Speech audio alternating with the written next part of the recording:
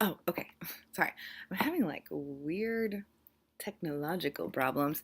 But hello, I'm here today to do the book Postscript tag for 2018 that Adam from Memento Mori created way back in December. It's now February.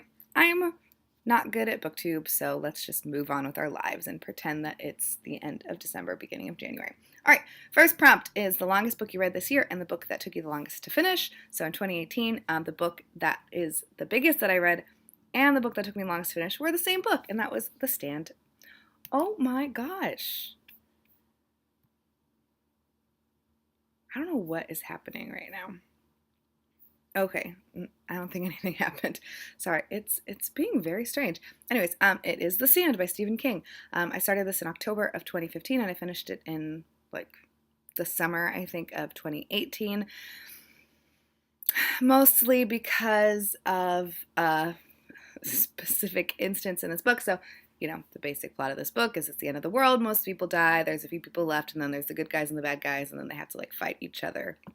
That is like the basic plot of this book. The like leader, I guess, of the good guys is this really old black woman in the South, and Stephen King when he wrote this, was a young white man from like Massachusetts or something, and so reading the dialogue that this, elderly black woman is saying, it just like really, I don't know, it just didn't feel right. It didn't sound right. All I could think of is this is Stephen King, and I don't know. So that's probably like my own issue. I don't know if other people have experienced that, but this is kind of typical of me too. I did the same thing with The Witching Hour, where like I'm reading kind of a big book and then something in the middle makes me not want to continue. I did power through though. I feel like the end of the book, went by pretty quick. The climax is whatever. It was fine, but it did take me a long time to read. Number two is a book I read in 2018 that was outside of my comfort zone. That's kind of hard. I guess my comfort zone, I don't know. I feel like things that I don't like are like really cute, sweet things. But I picked like Water for Chocolate because it's like a romance book. This is by Laura Esquivel, and it's translated by Carol Christensen and Thomas Christensen. So this is the story of a woman who's in love with a man, but they can't be married because of the woman's mom, and so then he marries her sister because that's the next logical step in that train of events. That's the next logical step. And it was really cute and nice, except I really hated the main male character. I just found him to be extremely selfish and obnoxious. But in general, it was a nice kind of love type story. But I guess it's not totally out of my comfort zone because it is quite distressing and sad. She's distraught because she's in love with someone, she can't have them. So this is not outside of my comfort zone now that I'm thinking about it. I'm sorry, I can't really think of anything. I'm reading Little Women right now, and that's outside of my comfort zone. So we'll go with that, even though this is the wrong year. Number 3 and number 4 are going to be real quick. How many books did you reread in 2018? And favorite reread of 2018? I reread 0 things last year. So that's really great. That is always something that I would like to do. I just haven't quite gotten there yet. I do think I'm a big proponent of, I have no problem with book buying because we live in a capitalist society and I want more books to be published, and I'm an adult, and that is what I spend my money on. Like, I spend my money on food, cat food, and books, and I don't really care. That's just the life that I live.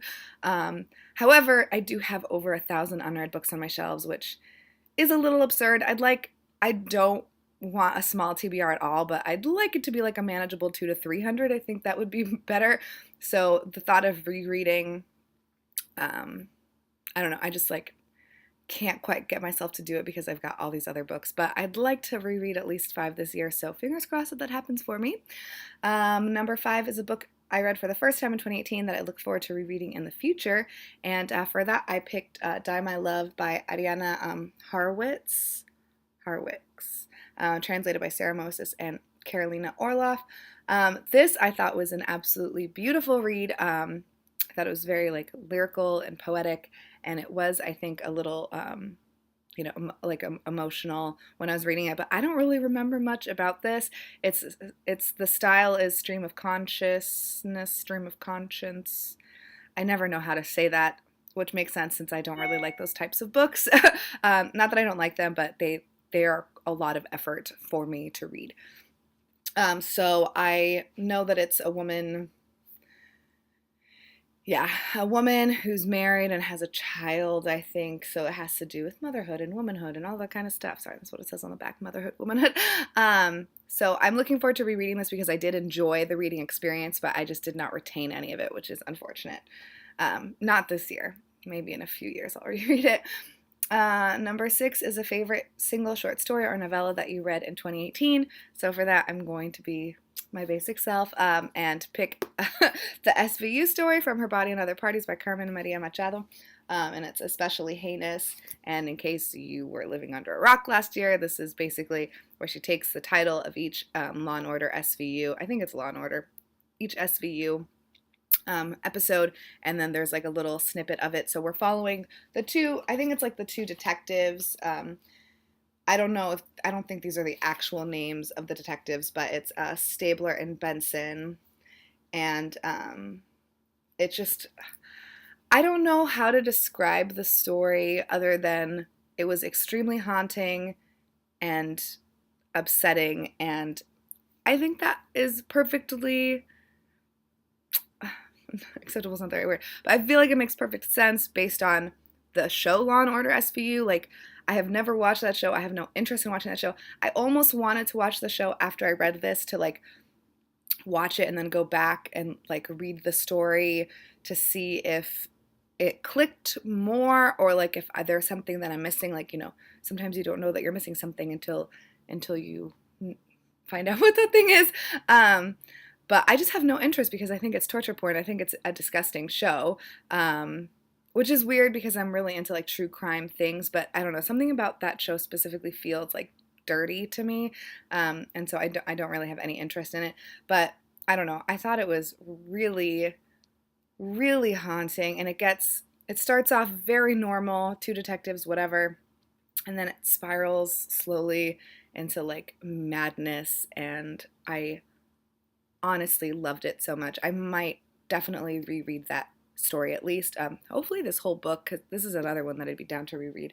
But that story specifically, I'd really like to reread this year because it really, really touched me. And I'm sad that people say that they like put the book down when they get to that one. I don't get why. All right, so the next one is Mass Appeal, a book you liked and would recommend to a wide variety of readers. And for that, I have The Misadventures of Awkward Black Girl by Issa Rae. I still don't think that I've like watched anything that Issa Rae has been in. I've never seen Insecure or anything. But this is just like one of those fun celebrity memoirs that are like hilarious. So, a la, let me try to think. I don't really have any up there other than the Chelsea Handler ones, and those are not like this at all, but like Bossy Pants, and there's a ton of this type of book that exists that people love, and so you should read this one too because it's really relatable. She just talks about different bits of her life, and I thought it was absolutely phenomenal, hilarious, heartwarming, heartbreaking at points, and just all around really good. And I feel, again, like this is a style of book that is really popular, and they are quite easy to read because it's just like you're kind of talking to a person, and so you should read it if you haven't read it yet. The next one is Specialized Appeal, a book you liked but would be hesitant to recommend to just anyone. I was going to pick The Clay Girl for this just because of like all of the like child abuse in it, but I'm actually going to pick The WASP Factory. I do not have a copy of it, so hopefully I will insert a picture here if I remember. I lent it to one of my coworkers. She has yet to start it. I gave it to her like 2 months ago for her to start reading. No shame if you're watching this, but I understand. It is a very strange book, and I want to say I like loved it so much. The WASP Factory by IAIN Banks is mostly told linearly, but it's kind of like it's a young boy whose brother was institutionalized. He was put like in some kind of like mental health institute or some kind of insane asylum or whatever it is in that particular place. And he's escaped, and so he's coming back to the brother. So it's the dad and the brother that live together. And so he's kind of going through his life, waiting for his brother to come back. But in that, he's also kind of describing his past follies is probably not the right word. He has done some horrible things himself. It's quite obvious from the very beginning of the book because he says it at the very beginning, but he has done very bad things, and so he talks about it. And again, it has to do with like children behaving badly to other children and doing the really, really bad things to other children.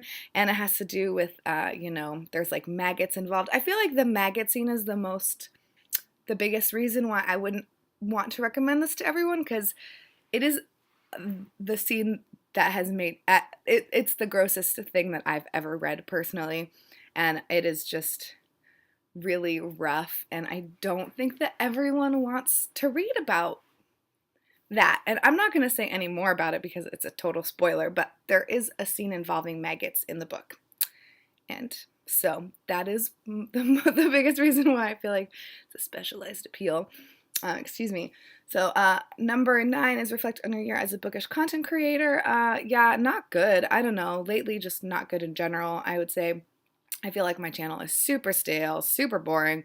I just keep doing it because why not? I do like making vlogs. I keep all of them on like an external hard drive. I feel like I'm going to really appreciate the fact that I made them when I'm older and maybe have children or grandchildren. I don't know. But by then that format's probably not going to even be functional. But I'm trying to get to the point where I appreciate myself and like the things that I'm doing more. Like I'd like to start journaling.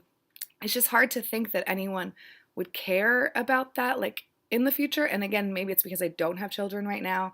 But I feel like my life is so boring and inconsequential and just like dumb that I don't really think that I haven't really thought that it's been important for me to kind of document it. But why not? If people don't want to watch it, then they don't have to watch it. That's it. So and I like doing the weekly updates because those are my favorite videos to watch. I'm trying to get better at watching those videos too, because I do feel like it's kind of just like having a conversation with your friend about what you're reading.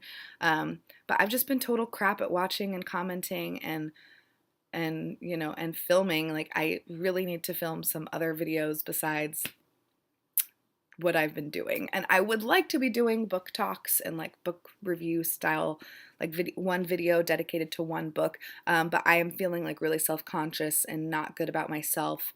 I'm going to do one for Akata Witch because I feel like I have a lot to say about that book. But yeah, I don't know, just not good. I feel like this was a lot more fun for me like a few years ago, and there was a lot of people, there's a lot of people that I love that I watch now, like Doris and Jenny and Bree and Tati and, Dee Dee, and there's a bunch of people that I love and watch now, but I feel like when I first started and like in 2014, 2015, there's just, I don't know, there were definitely a lot less of this, like, it's hard, I don't want to be critical or anything, but I feel like now there's so, baby, when I first started, and people make fun of people doing the BookTube newbie channel, like, oh, or a video, like, adult booktuber, but, when I started, it wasn't that common. I feel like those years, and I know, I don't know how to say her name, but Vibke, I don't know, she just celebrated her 8 years, so she's been, like, doing it forever, but, there weren't a ton of adult booktubers, and I feel like I found like a little group of friends like Sarai and Michael and Nicole was doing it, and there was just like and again, I'm not saying that things aren't great now, but I just feel like I'm inundated with content constantly, and there's much more. I don't know, like it's harder for me to participate, I guess, because I feel like now that there are so many more people doing it better than me, like I don't really feel great about myself or my channel. Sorry. You don't have to respond to any of the things that I've just said because everyone is very supportive, and so like I'm not saying this to like be like, oh, da da da, but I'm not feeling great about it. And hopefully this year that turns around. If not, then I don't know. I'm probably not going to stop, but it's probably just going to continue being the same thing where I'm doing vlogs and weekly updates and monthly wrap-ups because that's all I really care. Like, that's all I feel like putting into it. Sorry, that was so rambly. And the last question is, tag some fellow bookish content creators. I'm not really going to tag anyone because this video is super done. And it drives me crazy when other people say that. But I'm giving myself a pass. I'm being hypocritical right now just because it is February and I feel like a lot of people have done this tag. And main reason, I haven't looked at people that I would want to tag to see if they've done it or not. So those are all the things. Back to me being bad at booktube. So yeah, hopefully you got some enjoyment out of this. Sorry for being kind of a downer at the end. I'll talk to you guys later. Bye.